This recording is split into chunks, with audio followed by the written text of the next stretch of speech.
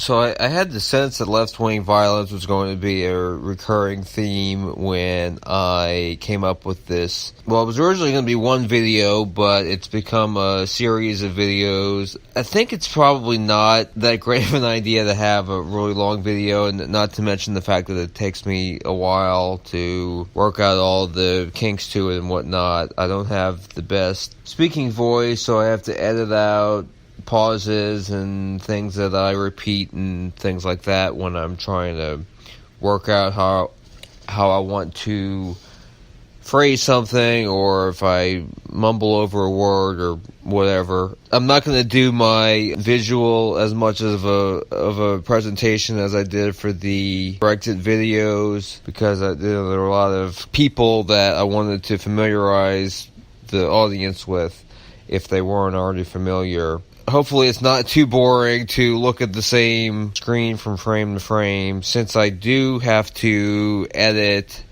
out my ums and pauses and things of that nature.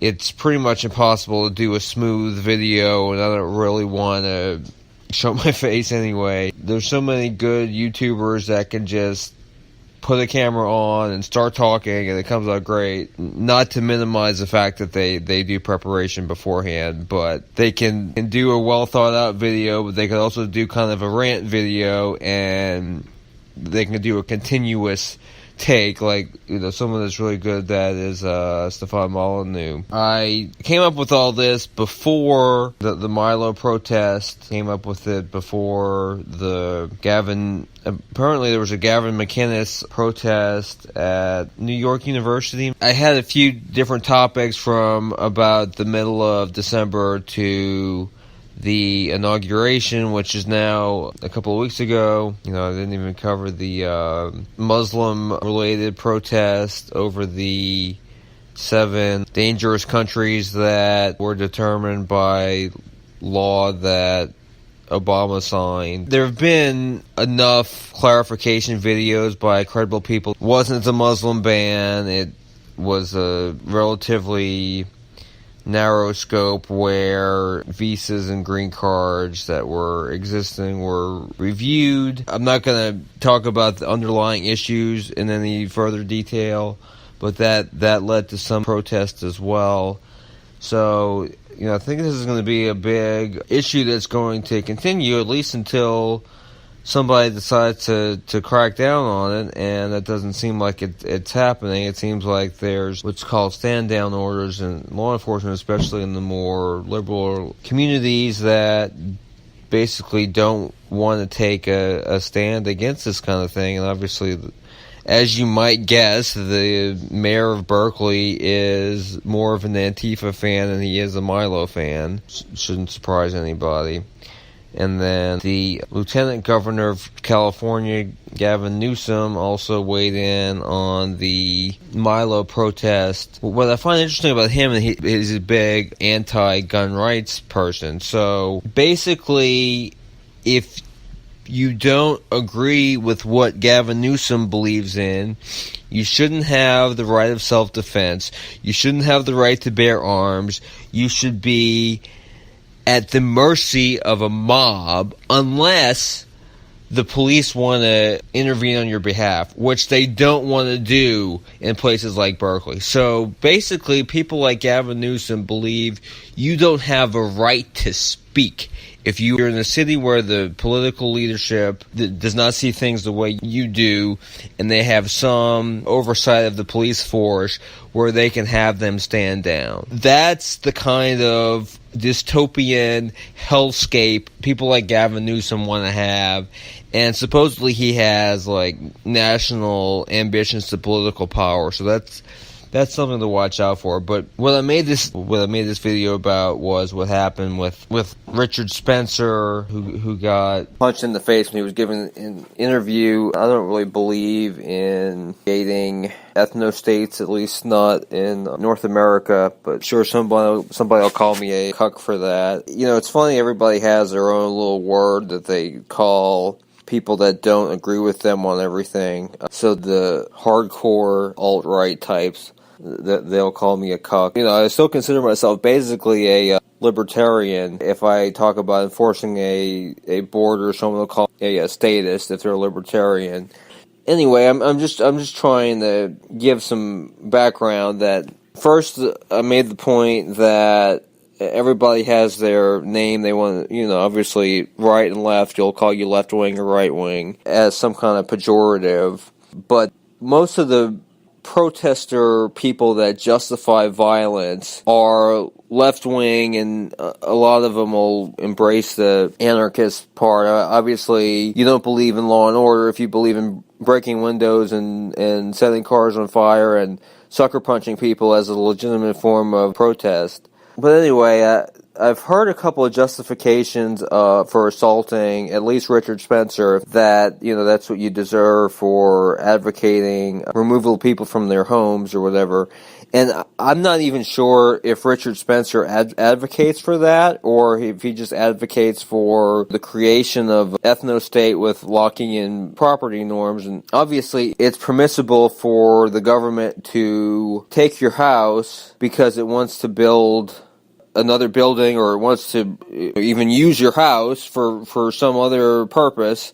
So it's a public purpose under the Constitution, but of course they've expanded that. There's a case that people like to complain about called the Kelo versus New London case. It was basically, it was an economic stimulus program on a small scale that they wanted to organize I think it was just a regular strip mall, but in order to free that property, they had to condemn or basically appropriate the buildings that were there, but use the eminent domain process. You're supposed to give fair value, and if a person doesn't think it's fair value, they can take it to court to question the determination of what a fair value is. But basically, the case determined that it really shouldn't be about questioning the motives of the government, and it said that it's a legitimate use of eminent domain to assist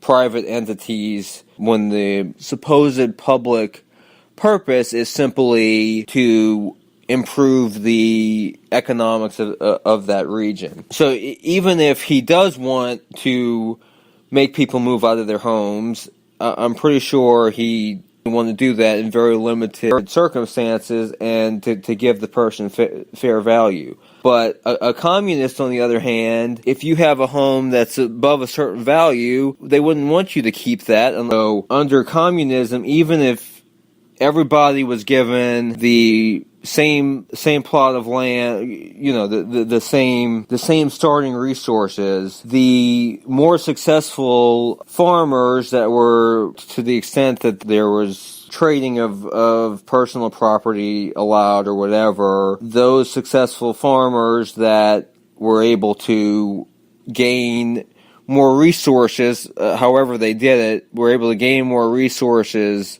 than other farmers.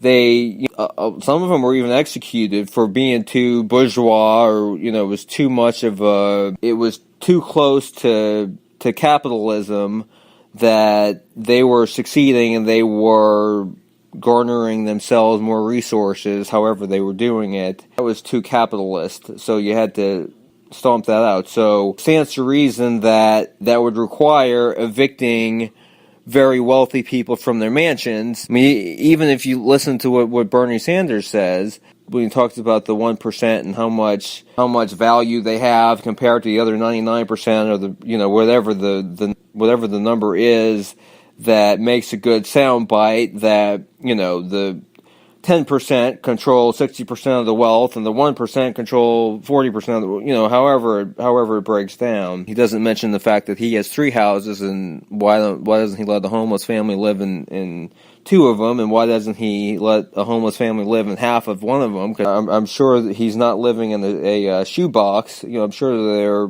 comfortable houses. But anyway, left-wing anarchist or communist or socialist much more clearly advocate taking things from people, advocate people having to move out of their comfortable lifestyles, having to do without a lot of their property. A lot of these people don't even believe that it's legitimate to own land. Of course, there's no explanation of how you're going to compensate people, like what most of the left-wing people talk about. That they don't talk as much about wealth, they talk more about income and, corporate profits and things like that. They don't talk about the existing wealth of businesses, the tangible assets of business. They mostly talk about incomes and profits. But if you're going to say that owning real property isn't legitimate, then how do you compensate those people? I have $1 million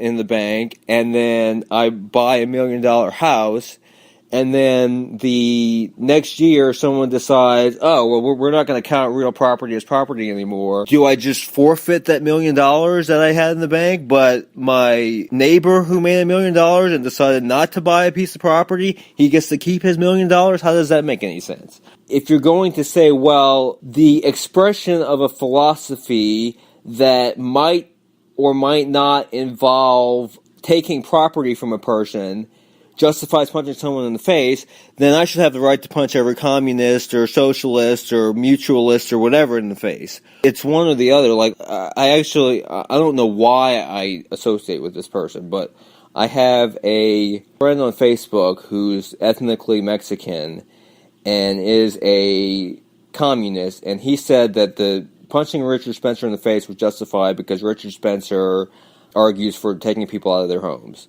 An argument and actually doing it, if Richard Spencer was in a minority's home trying to remove the person's furniture with no legal right to do so, then I'm 100% on board with punching him in the face. But if he's saying that society would be better if we did this, then that's not a reason to punch somebody in the face. Just like it's not a reason to punch somebody in the face if you say, well, I don't believe anybody should own anything, and you should be able to have a toothbrush and the clothes on your back, as your personal property, but anything that's private property that's different from that, you shouldn't be able to hold on to. Okay, I mean, you can say stupid things like that all you want, but it's not a direct threat to me that I can then go and punch you in the face because you said such a thing. It's really an absurd justification, but it's basically that they don't believe in people having rights. They don't believe in they honestly, in their heart of hearts, don't believe in freedom of expression. They want someone to clamp down on things like that. This person that I'm talking about, he also tries to explain things that gulags are like educational summer camps and things like that. And speaking of Richard Spencer, who's not, as far as I know, a neo-Nazi, he's just a white nationalist, described it. He just wants to create a society that's not for non-white people and not for ethnically Jewish people. He garnered some controversy recently for saying "Hail Trump" and raising his. I think he actually raised his lats, but people claimed that he did a Hitler salute. But there were at least a handful of people in the audience who responded to that with the Hitler salute, whether Richard Spencer did that or not. It's properly called a Roman salute, but I don't know why people bring up that objection. I just didn't want someone to have an autistic fit in the comments about that. This communist that I talked to, his idea is a gulag is basically a summer camp. I've heard Nazi apologists and Holocaust deniers say the same thing about concentration camps. The same excuses. Oh, well, they had volleyball courts. Well, there might have been a camp that used to be a summer camp that they made into a work camp or whatever. So none of these violent protests were in any way justified. It's all about creating a culture of intimidation for political views you don't like. And, speaking of neo-Nazis, that's how Hitler came to power. I have a few different things I'm going to link that I'm kind of basing these rants on. One of them's, I don't know if it was AJ Plus, or who put out the video. It was Atheism is Unstoppable, aka Atheist Rue, aka Devin Tracy came up with a video, and I agree with Devin that the guy's really seems effeminate, ostensibly Middle Eastern, possibly even Muslim guy was interviewing a Holocaust survivor and had these phrases that he was saying that were really strawmanning people who don't constantly label things fascist or part of the Antifa movement. So he said something like, well, as long as we have a democracy, we don't have anything to worry about. And the Holocaust survivor said, well, we had a democracy in Germany, and then Hitler came. Which, Hitler never got a majority of the vote. I think in one of the last elections that was held in Germany, the Nazis got about 40% of the vote. But what the video by Devin mentioned is Hitler actually ran for president against Hindenburg, and when Hitler did that, he only got, I think it was 33% or 36% or something like that. And then later, Hindenburg appointed Hitler chancellor. That's when things really started to unravel. You hear conspiracy theorists talk about false flags being used as justification for things, and that famous burning of the Reichstag was what happened in that instance. And what we've had instead is fake hate crimes that they want to say were committed by Trump supporters, and most of them have turned out to be hoaxes. So obviously the actual attacks have been on conservative groups and conservative people that want to see conservative speakers, as well as on Trump supporters, which is what happened in much of the campaign. Obviously there were some incidents at Trump events where Trump supporters might have been partly responsible. I believe the most extreme version was the people at the Trump Chicago event that shut it down. I think it's different that if you have protesters, that the more extreme versions of those protesters want to shut an event down that you're going to,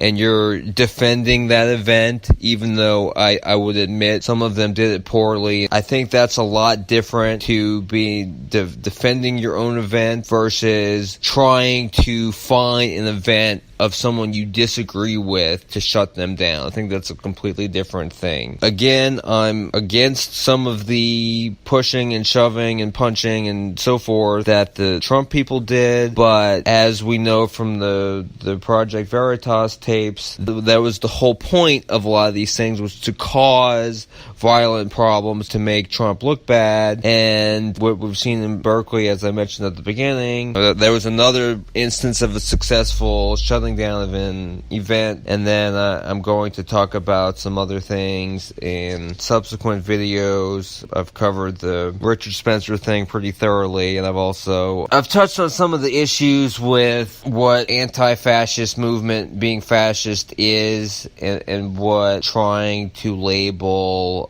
any opposition as either Nazis or proto-Nazis has taken things. And it's not surprising that it went from someone who was at least a white nationalist, where you can almost excuse being confused between a white nationalist and a Nazi, but it's gone to mainstream, almost vanilla conservatives like Gavin McInnes and Milo Yiannopoulos. I know they're provocative, they can use strong language, but they're not that out of the political mainstream. That's what we've seen happening, and it will be applied to mild liberals, the sort of people who identify as liberals like Sargon of Akkad and Dave Rubin and so forth. If you're defending the rights of people to speak, I think you're going to be targeted at some point if there's not a correction with this kind of behavior. Stay tuned for future videos. If you enjoyed this, of course, like, subscribe, etc.